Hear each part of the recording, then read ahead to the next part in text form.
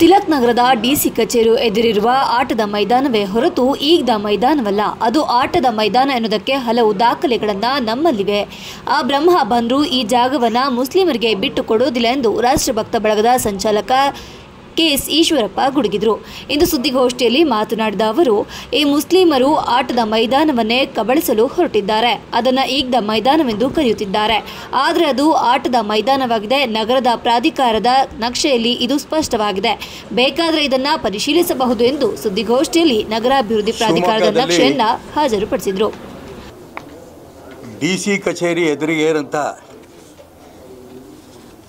ಜಾಗ, ಇಲ್ಲಿ ತನಕ ಅದು ಈದ್ಗಾ ಮೈದಾನ ಅಂತ ಕರಿತಾ ಇದ್ದರು. ಅದು ಈದ್ಗಾ ಮೈದಾನ ಅಲ್ಲ, ಅದು ಆಟದ ಮೈದಾನ. ಹಾಗಾಗಿ ಈ ಒಂದು ಆಟದ ಮೈದಾನವನ್ನು ಕಬಳಿಸೋದಕ್ಕೆ ಮುಸಲ್ಮಾನರು ಪ್ರಯತ್ನ ನಡೆಸ್ತಾ ಇದ್ದಾರೆ. ನಾನು ಈ ಸಂದರ್ಭದಲ್ಲಿ ಜಿಲ್ಲಾ ರಕ್ಷಣಾಧಿಕಾರಿಗಳಿಗೆ, ಜಿಲ್ಲಾಧಿಕಾರಿಗಳಿಗೆ, ಕಾರ್ಪೊರೇಷನ್ನ ಆಯುಕ್ತರಿಗೆ ಹೇಳಕ್ಕೆ ಇಷ್ಟಪಡ್ತೇನೆ. ಸರಿಯಾದ ಯೋಚನೆ ಮಾಡಿ ಹೆಜ್ಜೆ ಇಡಿ. ಕಾನೂನುಬದ್ಧವಾಗಿ ನಿಮ್ಮ ಕಾರ್ಯವನ್ನು ಮಾಡಿ. ಯಾಕೆ ಅಂತಂದರೆ, ಒಂದು ತುಂಬ ಸ್ಪಷ್ಟವಾಗಿ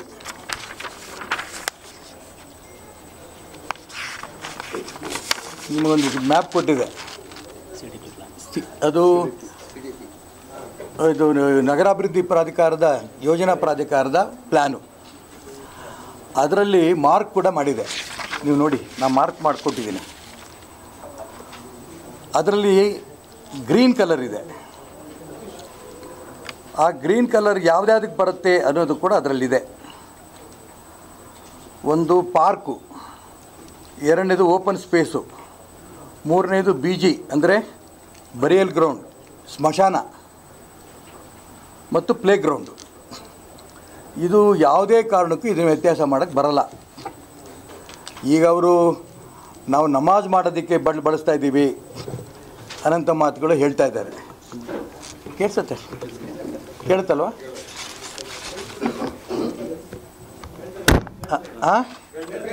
ರೈಟ್. ಇದು ಬಿಟ್ಟು ಬೇರೆ ಯಾವುದನ್ನು ಕೂಡ ಬಳಸೋದಕ್ಕೆ ಬರಲ್ಲ. ಅವ್ರ ರಿಸರ್ವೇಷನ್ನು ನಗರಾಭಿವೃದ್ಧಿ ಇನ್ನು ಕೆಲವು ಮುಸ್ಲಿಂ ಕಿಡಿಗೇಡಿಗಳು ಈ ಜಾಗ ತಮ್ಮದೇ ಎಂದು ಬೇಲಿ ಹಾಕಿರೋದು ಸರಿಯಿಲ್ಲ. ಅದರಲ್ಲೂ ರೈಲ್ವೆ ಹಳಿಗಳನ್ನು ಬಳಸಿದ್ದಾರೆ. ಈ ಹಳಿಗಳನ್ನು ಬಳಸುವಂತಿಲ್ಲ. ಯಾರು ರೈಲ್ವೆ ಹಳಿ ಬಳಸಿದ್ದಾರೋ ಅಂಥವರನ್ನ ಹುಡುಕಿ ಕೇಸ್ ಹಾಕಬೇಕು. ಇದುವರೆಗೂ ಹೇಗೇಗೋ ಏನೇನೋ ಮಾಡಿ ಆ ಜಾಗವನ್ನು ತಮ್ಮದೇ ಎಂದು ಹೇಳಿಕೊಂಡಿದ್ದಾರೆ. ಇನ್ನು ಮುಂದೆ ಇದೆಲ್ಲ ಸಾಧ್ಯವಿಲ್ಲ ಎಂದರು. ಇನ್ನು ಈ ಘಟನೆಗಳನ್ನು ಇಟ್ಕೊಂಡು ರಾಷ್ಟ್ರಭಕ್ತ ಬಳಗವು ಏಪ್ರಿಲ್ 5ರಂದು ಡಿಸಿ ಕಚೇರಿ ಮುಂದೆ ಬೃಹತ್ ಪ್ರತಿಭಟನೆ ಧರಣಿ ಹಮ್ಮಿಕೊಂಡಿದೆ. ಎಲ್ಲ ಜಾಗೃತ ಹಿಂದೂಗಳು ಈ ಪ್ರತಿಭಟನೆಗೆ ಆಗಮಿಸಬೇಕೆಂದು ಮನವಿ ಮಾಡಿದ್ದಾರೆ. ಸದರಿ ಜಾಗದ ರಸ್ತೆ ಮಾರ್ಜಿನ್ಗೆ ಹಾಗೂ ಇತರೆ ಕಾಮಗಾರಿಗಳಿಗಾಗಿ ಸರಿಯಾದ ಮಾಹಿತಿ ಇರುವುದಿಲ್ಲ. ಅವರೇ ಪತ್ರ ಬರೀತಿದ್ದಾರೆ. ಜೊತೆಗೆ ಗೆಜೆಟ್ ನೋಟಿಫಿಕೇಷನ್ನಲ್ಲಿ ಭಾಳ ಇಂಪಾರ್ಟೆಂಟು. ಗೆಜೆಟ್ ನೋಟಿಫಿಕೇಷನ್ನು ಇಲ್ಲಿ ನನ್ನ ಹತ್ರ ಇದೆ, ನಿಮಗೆ ಕೊಟ್ಟಿಲ್ಲ, ಕೊಡ್ತೀನಿ. ಗೆಜೆಟ್ ನೋಟಿಫಿಕೇಷನ್ನಲ್ಲಿ 7, 8, 12 ಮತ್ತು 16ರಲ್ಲಿ ಈದ್ಗಾ ಸುನ್ನಿ ಶಿವಮೊಗ್ಗ ನಗರ ಎಂದು ಇದ್ದು 1 ಎಕರೆ 20 ಗುಂಟೆ ಅಳತೆ ಇರುತ್ತದೆ. ಆದರೆ ಸದರಿ ಸ್ಥಳದ ವಿಳಾಸವು ಗೆಜೆಟ್ ನೋಟಿಫಿಕೇಷನ್ನಲ್ಲಿ ಇರುವುದಿಲ್ಲ. ಗೆಜೆಟ್ ನೋಟಿಫಿಕೇಷನ್ನಲ್ಲೇ ಅಡ್ರೆಸ್ಸೇ ಇಲ್ಲ. ಕೇವಲ ರಾಜಸ್ವ ನಿರೀಕ್ಷರ ಸ್ಥಳ ತನಿಖೆ ವರದಿ ಮೇರೆಗೆ ಹಾಗೂ ಗೆಜೆಟ್ ನೋಟಿಫಿಕೇಷನ್ ಆಧಾರದ ಮೇಲೆ ಮನವಿದಾರರ ಕೋರಿಕೆಯನ್ನು ದಾಖಲಿಸುವುದು ಸೂಕ್ತವಾಗಿರುವುದಿಲ್ಲ. ಅಂದರೆ ಅವರೇ ನಮಗೆ ಖಾತೆ ಆಗಿದೆ ಅಂತ ಹೇಳ್ತಿದ್ದಾರಲ್ಲ, ಅದು ಕಾನೂನು ಬಾಹಿರ. ಖಾತೆ ಆಗಿದೆ. ಇನ್ನೊಂದು ಕಡೆ ಇನ್ನೊಂದು ಪತ್ರ ನೋಡಿದೆ ನಾನು, 13/8/20ರಲ್ಲಿ ಮಾಹಿತಿ ಹಕ್ಕದಲ್ಲಿ ತೊಗೊಂಡಿದ್ದೀವಿ ನಾವು. ಅದರ ಪ್ರಕಾರ ಸ್ವತ್ತಿನ ಖಾತೆಗೆ ಸಂಬಂಧಪಟ್ಟಂತೆ ದೃಢೀಕೃತ ನಕಲಿ ಪ್ರತಿ ಇದರೊಂದಿಗೆ ಹಾಕಿದ್ದೀವಿ ಅಂತ ಹೇಳ್ತಿದ್ದಾರೆ. ಕಾನೂನು ಬಾಹಿರ. ಖಾತೆ ಆಗಿರೋದೇ ಕಾನೂನು ಬಾಹಿರ. ಮುಖ್ಯಸ್ಥನೇ ಸಹಿ ಮಾಡ್ಕೊಳ್ಳಲಿಲ್ಲ ಅಂತಂದರೆ ಯಾವನೋ ಗುಮಾಸ್ತ ಮಾಡಿಕೊಟ್ರೆ ಅದಕ್ಕೆ ಬೆಲೆ ಬರುತ್ತಾ? ಅದಕ್ಕೋಸ್ಕರ ಜಿಲ್ಲಾಧಿಕಾರಿಗಳು ಇದೆಲ್ಲವನ್ನು ಗಮನಿಸ್ತಾರೆ ಅಂತ ನಾನು ಭಾವಿಸ್ತೇನೆ. ಹಾಗಾಗಿ ಇದು ಯಾವುದೇ ಕಾರಣಕ್ಕೂ ಈದ್ಗಾ ಮೈದಾನ ಅಂತ ಇನ್ಮೇಲೆ ದಯವಿಟ್ಟು ಕರಿಬೇಡಿ. ಇದು ಆಟದ ಮೈದಾನ, ಜಿಲ್ಲಾಧಿಕಾರಿಗಳ ಕಚೇರಿ ಎದುರಿಗಿರೋಂಥ ಆಟದ ಮೈದಾನ. ಇದು ದರ್ಗಾ ಒಳಗಡೆ ಇರೋಂಥ ಕಾಂಪೌಂಡ್. ಇದು ಈ ಕಡೆ ದರ್ಗಾ ಇದೆಯಲ್ಲ, ಮತ್ತೆ ಅದು ರಿಪೀಟ್ ಮಾಡಲ್ಲ ನಾನು, ಅದರೊಳಗಿರೋ ಜಾಗ ಇರಬೇಕಿದು. ಅವರೇ ಮೆನ್ಷನ್ ಮಾಡ್ತಿದ್ದಾರೆ. ಹಾಗಾಗಿ ಇದೇನು ಇವತ್ತು ಮಾನ್ಯ ಜಿಲ್ಲಾಧಿಕಾರಿಗಳು ತುಂಬ ಶಾಂತಿಯಿಂದ ಗಮನಿಸ್ತಾ ಇದ್ದಾರೆ. ನಾನು ಜಿಲ್ಲಾಧಿಕಾರಿಗಳು ಈ ಸಂದರ್ಭ ಅಭಿನಂದನೆ ಸಲ್ಲಿಸ್ತೀನಿ. ಯಾರದೇ ಪ್ರೆಷರ್ಗೆ ಅವ್ರು ಈಲ್ಡ್ ಆಗಿಲ್ಲ. ಯಾರು ಪ್ರೆಷರ್ ಮಾಡಿದಾರೋ ಗೊತ್ತಿಲ್ಲ. ಈ ಮುಸಲ್ಮಾನ್ ನಾಯಕರುಗಳು ಏನು ಅಲ್ಲಿ ಹೋಗಿ ತಮ್ಮದೇ ಆಸ್ತಿ ಅನ್ನೋ ರೂಪದಲ್ಲಿ ಕೂತು ಚರ್ಚೆ ಮಾಡಿ ಬೇಲಿ ಹಾಕ್ಬಿಟ್ಟಿದ್ದಾರೆ. ನಾನು ಇಲ್ಲಿ ಸ್ವಲ್ಪ ಜಿಲ್ಲಾ ರಕ್ಷಣಾಧಿಕಾರಿಗಳು ಎಡವಿದ್ದಾರೆ ಅಂತ ನಾನು ಭಾವಿಸ್ತೇನೆ. ಬೇಲಿ ಹಾಕ್ಬಿಟ್ಟಿದ್ದಾರೆ. ಬೇಲಿ ಹಾಕಿ ಯಾವುದ್ರಲ್ಲಿ? ರೈಲ್ವೆ ಹಳಿಲಿ. ಇಮ್ಮಿಡಿಯೇಟ್ ಅವನು ಯಾರು ರೈಲ್ವೆ ಹಳಿ ಬಳಸ್ಕೊಂಡು ಕಾಂಪೌಂಡ್ ಹಾಕಿ ಇದನ್ನು ಬೇಲಿ ಹಾಕಿದಾನೋ ಅವನು ಹುಡುಕಿ ಅರೆಸ್ಟ್ ಮಾಡಬೇಕು. ಅವ್ರ ಬಗ್ಗೆ ಕ್ರಿಮಿನಲ್ ಕೇಸ್ ಹಾಕಬೇಕು. ಸಾರ್ವಜನಿಕ ಸ್ವತ್ತನ್ನು ರೈಲ್ವೆ ಇಲಾಖೆಯ ಕಂಬಿ ಬಳಸಿ ಅಲ್ಲಿ ಬೇಲಿ ಹಾಕಿರೋದು ಅಕ್ಷಮ್ಯ ಅಪರಾಧ. ಆ ಸಂಬಂಧಪಟ್ಟ ಯಾರು ಮುಸಲ್ಮಾನ್ ನಾಯಕರಿದ್ದಾರೆ ಅವ್ರನ್ನ ಇಮ್ಮಿಡಿಯೇಟಾಗಿ ಅವ್ರನ್ನ ಅರೆಸ್ಟ್ ಮಾಡಬೇಕು. ಅವ್ರ ಮೇಲೆ ಕಾನೂನು ಕ್ರಮ ತಗೋಬೇಕು. ಇದಾಗಿರೋದು ಕಾನೂನು ಬಾಹಿರವಾಗಿ ಅವ್ರು ಮಾಡಿರೋಂಥ ಕೆಲಸ. ಅದಕ್ಕೋಸ್ಕರ ನಾನು ಹೇಳೋಕ್ಕೆ ಇಷ್ಟಪಡ್ತಾ ಇದ್ದೀನಿ, ಎಲ್ಲ ಕಡೆ ಹೇಳ್ಕೊಡ್ತಿರೋನು ಖಾತೆ ಆಗಿದೆ. ಕಾನೂನು ಬಾಹಿರ ಖಾತೆ ಯಾವ ಕಾರಣಕ್ಕೂ ಕೂಡ ಕಾನೂನುಬದ್ಧವಾಗ ಖಾತೆ ಆಗಿಲ್ಲ.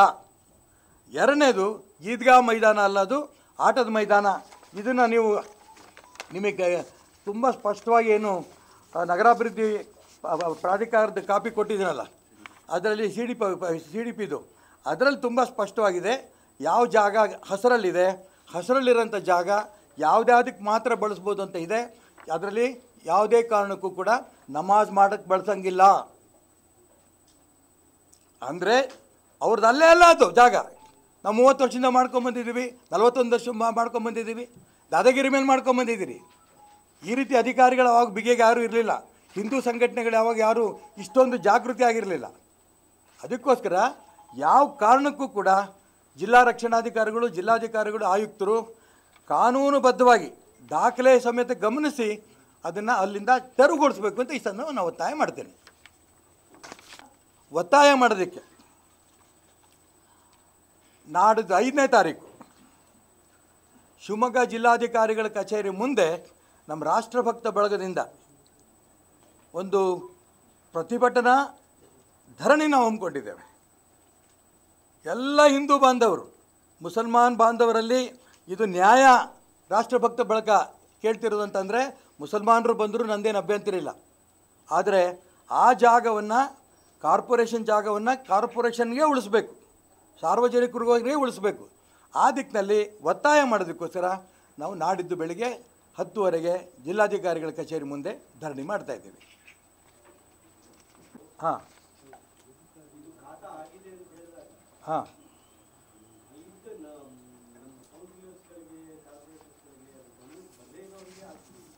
ಇಲ್ಲ, ಬರದೇ ಆಗಿದೆ. ಇದ್ರಾಗೇನ ಎಲ್ಲ ದಾಖಲೆಗಳನ್ನ ಯಾವುದು ಖಾತೆ ಮಾಡ್ತೀನಿ ಅಂತ ಹೊರಡ್ತಿದ್ದಾರೆ, ಎಲ್ಲವೂ ನೋಡೋಕ್ಕಾಗಲ್ಲ.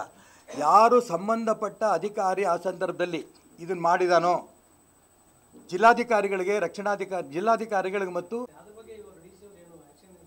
ಮಾಡಲಿಲ್ಲದಕ್ಕೋಸ್ಕರ ತಾನೇ ಈಗ ಬಂದಿರೋದು. ನಾನು ಅದಕ್ಕೋಸ್ಕರ ಪ್ರಾರಂಭಕ್ಕೆ ಜಿಲ್ಲಾಧಿಕಾರಿಗಳಿಗೂ, ಆಯುಕ್ತರಿಗೂ, ರಕ್ಷಣಾಧಿಕಾರಿಗಳಿಗೂ ಯಾವ ಥರ ಅಧಿಕಾರಿಗಳನ್ನ ಅಭಿನಂದನೆ ಸಲ್ಲಿಸಿ ಕೇಳಿದ್ದೀರಾ? ಮೊದಲನೇ ಬಾರಿ ಸರಿಯಾದ ಹೆಜ್ಜೆ ಇಡ್ತಾ ಇದ್ದಾರೆ. ನೋಡ್ಕೊಂಡು ಹೆಜ್ಜೆ ಇಡಿ ಅಂತ ಹೇಳಿದೆ ನಾನು.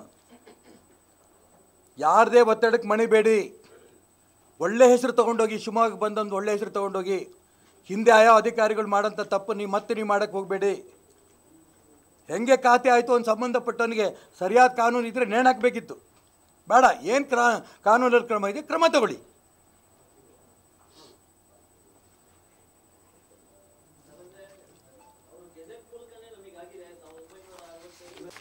ಗೆಜೆಟ್ ಕಾಪಿ ಬೇಕೆಂದರೆ ಭಾಳ ನಿಂಗೆ ಅದ್ರ ಮೇಲೆ ಪ್ರೀತಿ ಇದ್ದರೆ ಅದು ಕೊಡ್ತೀನಿ. ಮೈಸೂರು ಸರ್ಕಾರದ ನನ್ನ ಹತ್ರ ಇದೆಯಲ್ಲ ನೋಡಿ. ಇದರಲ್ಲಿ ಅಪ್ಪ ಅಮ್ಮ ಇಲ್ಲ. ನಾನು ಅವ್ರಿಗೆ ಅಪ್ಪ ಅಮ್ಮ ಇಲ್ಲ ಅಂತ ಹೇಳ್ತಿಲ್ಲ, ಅವ್ರ ಅಪ್ಪ ಯಾರು ಗೊತ್ತಿಲ್ಲ ಅಂತ ನಾನು ಹೇಳಿಲ್ಲ. ಈ ಗೆಜೆಟ್ ನೋಟಿಫಿಕೇಷನಲ್ಲಿ ಅಡ್ರೆಸ್ ಇಲ್ಲ. ಅಡ್ರೆಸ್ ಇಲ್ದಿದ್ದು ಗೆಜೆಟ್ ನೋಟಿಫಿಕೇಶನ್ ಕೇಳಿದ್ದೀರಾ? ಚೆಕ್ ಬಂದಿ ಇಲ್ಲ, ಸರ್ವೆ ನಂಬರ್ ಇಲ್ಲ. ಈದ್ಗಾ ಸುನ್ನಿ ಶಿವಮೊಗ್ಗ ಟೌನ್ ಮುಗಿದೋತ್ತು. ಇಡೀ ಶಿವಮೊಗ್ಗದ ಪೂರ ನಮ್ಮದೇ ಅಂತಾರೆ ಅವ್ರಿಗೆ.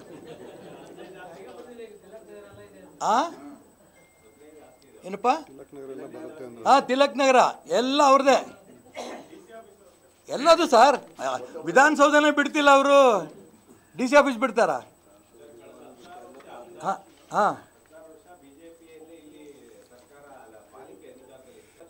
ಇಂಥದ್ದು ಲಕ್ಷಾಂತರ ಆಗಿರ್ಬೋದು, ಗೊತ್ತಿಲ್ಲ, ನಿರ್ಲಕ್ಷ್ಯ ಅಲ್ಲ. ಯಾವ್ದ್ಯಾವುದು ಹಲ್ಕಟ್ಗಿಡಿ ಮಾಡಿರ್ತಾರೆ ಅಧಿಕಾರಿಗಳು, ಎಲ್ಲವೂ ಪೀಸ್ ಟು ಪೀಸ್ ನೋಡೋ ಗೊತ್ತಾಗತ್ತೇನು?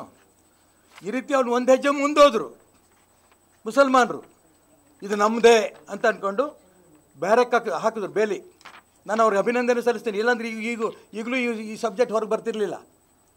ಜಿಲ್ಲಾಧಿಕಾರಿಗಳು, ರಕ್ಷಣಾಧಿಕಾರಿಗಳು ತಕ್ಷಣ ಅದ್ರ ಬಗ್ಗೆ ಗಮನ ಹರಿಸ್ತಿದ್ದಾರೆ.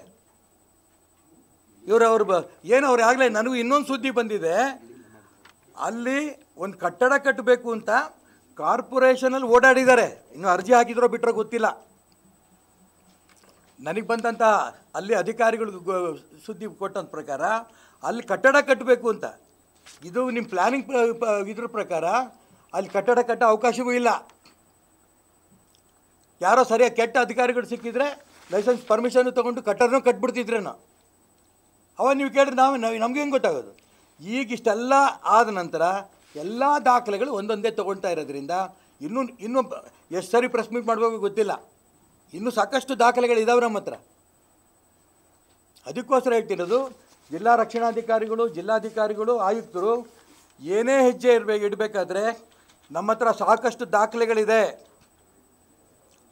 ನೀವೆಲ್ಲ ದಾಖಲೆಗಳನ್ನು ಪರಿಶೀಲನೆ ಮಾಡಿ ನೀವು ಹೆಜ್ಜೆ ಇಡಬೇಕು. ಮತ್ತೊಂದು ತಪ್ಪು ನೀವು ದಯವಿಟ್ಟು ಮಾಡೋಕ್ಕೆ ಹೋಗಬೇಡಿ. ತಪ್ಪು ಮಾಡಲ್ಲ, ನನಗೆ ನಂಬಿಕೆ ಇದೆ ನಿಮ್ಮ ಮೇಲೆ.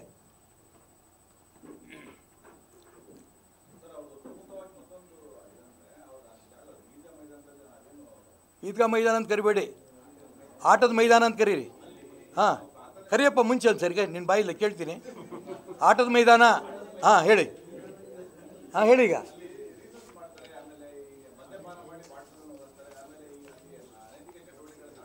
ಇವ್ರಪ್ಪನ ಮನೆ ಆಸ್ತಿ ಕಾರ್ಪೊರೇಷನ್ ಇದೆ, ಅದು ನೋಡ್ಕೊತಾರೆ. ಅದನ್ನು ಅಲ್ಲಿ ಗಲೀಜು ಮಾಡ್ತಾರೆ, ಬಾಟ್ಲಿ ಹೊಡಿತಾರೆ. ಶಿವಮೊಗ್ಗ ನಗರದಲ್ಲಿ ಭಾಳ ಕಡೆ ಇದೆ. ಎಲ್ಲ ಕಡೆ ಹೋಗ್ತೀನಿ ನೀನು, ಎಲ್ಲ ಕಡೆ ಕ್ಲೀನ್ ಮಾಡ್ಕೊಂಬ. ಕಾರ್ಪೊರೇಷನ್ ಏನಂತೀರಪ್ಪ ನೀವು ಅವ್ರನ್ನ ಕ್ಲೀನ್ ಮಾಡೋಣ? ಪೌರ ಕಾರ್ಮಿಕರು ತೆಗೆದುಬಿಡ್ತೀವಿ, ಈ ಮುಸಲ್ಮಾನರಿಗೆ ಬಿಟ್ಬಿಡೋಣ. ಅಲ್ಲಿಗೆ ನಿಮ್ಮ ಕೆಲಸ ಏನು? ಆ ನೆಪದಲ್ಲಿ ಆ ಜಾಗವನ್ನು ಕಬ್ಜಾ ಮಾಡ್ಕೊಂಡು ಹೋಗ್ತಾರಂತ ದ್ರೋಹಿಗಳು ಇವರು. ಇದಕ್ಕೆ ಅವಕಾಶ ಕೊಡಲ್ಲ ರಾಷ್ಟ್ರಭಕ್ತ ಬಳಗ.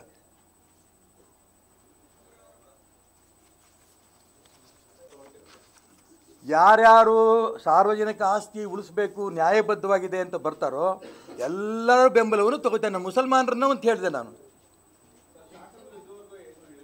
ಯಾರು ಅದು ಒಳ್ಳೆ ಚೆನ್ನಾಗಿ ನಾ ಶಾಸಕ ಏನು ನನಗೆ ಕೇಳಪ್ಪ, ಅವ್ರಿಗೆ ಕೇಳು. ನಾಳೆ ಬರ್ತಾರೆ, ಮೋಸ್ಟ್ಲಿ ಬರ್ಬೋದು ನಾಳೆ. ಹೇಳಿ. ಅಲ್ಲ, ಅವರು ನನಗೆ ಗೊತ್ತಿರೋ ಪ್ರಕಾರ ಸುಮ್ಮನೆ ಕೂತಿಲ್ಲ. ಹಿಂದೆ ಆಡಳಿತ ಪಕ್ಷದ ನಾಯಕರಾದಂಥ ಸಂದರ್ಭದಲ್ಲಿ ಅವ್ರ ಗಮನಕ್ಕೆ ಬಂದಾಗ ಅವರು ಅದಕ್ಕೊಂದು ಅಬ್ಜೆಕ್ಷನ್ ಹಾಕ್ಯಾರೆ. ಅವ್ರಿಗೆ ಕೊಟ್ಟಿರೋಂಥ ಪರ್ಮಿಷನನ್ನು ಕ್ಯಾನ್ಸಲ್ ಮಾಡಿ ಅಂತ. ಇದೇನೋ ಕಾನೂನು ಬಾಹಿರ ಪರ್ಮಿಷನ್ ಅಂದ್ರಲ್ಲ, ಅವ್ರ ಗಮನಕ್ಕೆ ಬಂದು ಅವ್ರು ಪತ್ರ ಹಾಕಿದ್ದಾರೆ ಅಂತ ನನ್ನ ಗಮನಕ್ಕೆ ಬಂದಿದೆ. ಯಾರೋ ಜಿಲ್ಲೆ ಏನು ಮಾಡ್ತೀರಿ? ಎಲ್ಲರನ್ನೂ ಪ್ರೆಷರ್ ಹಾಕಿ ಲಂಚ ಕೊಡ ಲಂಚ ಕೊಟ್ಟು ಇನ್ಫ್ಲೂಯೆನ್ಸ್ ಮಾಡೋ ಕಡೆ ಇನ್ಫ್ಲೂಯೆನ್ಸ್ ಮಾಡಿ ಈ ಮಟ್ಟಕ್ಕೆ ತನಕ ತಂದಿದ್ದಾರೆ. ಇನ್ನು ಬ್ರಹ್ಮ ಬಂದರು ಆ ಜಾಗ ಆ ಮುಸಲ್ಮಾನರ ಕೈಯಲ್ಲಿ ಹೋಗಲ್ಲ. ಹಿಂದೂ ಸಮಾಜ ಜಾಗೃತಿಯಾಗಿದೆ, ರಾಷ್ಟ್ರಭಕ್ತರು ಜಾಗೃತಿ ಆಗಿದ್ದಾರೆ. ಸಾರ್ವಜನಿಕ ಆಸ್ತಿಯನ್ನು ಉಳಿಸ್ಬೇಕು ಅಂತ ಜನ ಜಾಸ್ತಿ ಇದ್ದಾರೆ. ಅವ್ರ ಕೈಯಲ್ಲಿ ಹೋಗೋಕ್ಕೆ ಅವಕಾಶ ಕೊಡಲ್ಲ ಇನ್ನು ಮುಂದೆ.